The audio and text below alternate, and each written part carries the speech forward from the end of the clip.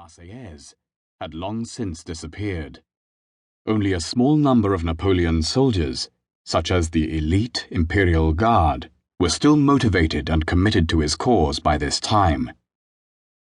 The war weariness that makes itself felt throughout Voltaire's diaries was experienced more generally across Europe, and for good reason. Almost a quarter of a century of more or less continuous war had left everyone numb with suffering and despair. If Jacob Voltaire had any kind of commitment, it was to the strong Catholic faith that sustained him during his experience. But this did not prevent him from portraying, in graphic detail, the increasingly dehumanizing effects of the conflict on its participants. After his return to his homeland, Jacob Voltaire settled down once more to an unremarkable life as a stonemason. He married in 1817, and the couple had 10 children. 5 of them survived to 1856, when Jacob, now a relatively prosperous building contractor and overseer, wrote a letter with news about the family to his son, who had emigrated to America and was living in Kansas. The following year, the young man traveled back to Germany to visit his parents and married a local girl, the daughter of the mayor of a village near Ellwangen. According to family tradition, he took the manuscript memoirs of his father back with him on his return to Kansas in 1858. Here, the memoirs remained in the family's possession until they were made available to scholarship in the early 1930s. Jacob Voltaire himself lived on in Ellwangen for another few years, dying in 1864. His wife survived him and died in 1873. Almost everything about him remains hidden from us, like the lives of countless other villagers in the 19th century. Only his experiences in the Grand Army's fateful expedition to Moscow, the fact that, unlike most of those who took part in it, Voltaire survived the ordeal, and the chance circumstances, whatever they were, that led him to put down these experiences in writing, raise him above the common obscurity in which the vast majority of Europeans led their lives.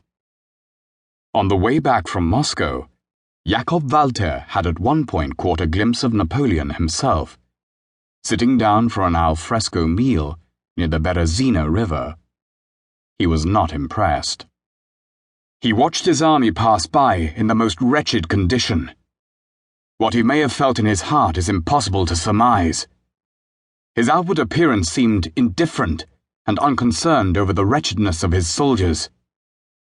Only ambition and lost honor may have made themselves felt in his heart, and, although the French and Allies shouted into his ears many oaths and curses about his own guilty person, he was still able to listen to them unmoved. By this stage of the disastrous retreat from Moscow, the majority of Napoleon's surviving troops had nothing but hatred and contempt for him. Ripped from their domestic lives by the insatiable engine of the French Empire's military recruiting machine, 685,000 troops from Germany, Poland, Italy, and France, the last named supplying fewer than half the total, had marched on Russia. Fewer than 70,000 had returned, leaving 400,000 dead and more than 100,000 prisoners of the Russians, with an unknown number of stragglers and deserters making their way back unrecorded. Further battles, in which Napoleon was driven back relentlessly westwards by a coalition of European armies led by the British, the Prussians, the Austrians, and the Russians, had caused further carnage.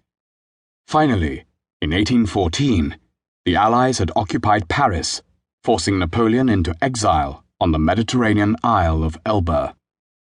It used to be thought that the damage inflicted by the French Revolution and Napoleonic Wars was relatively light compared to the devastation wrought by later conflicts.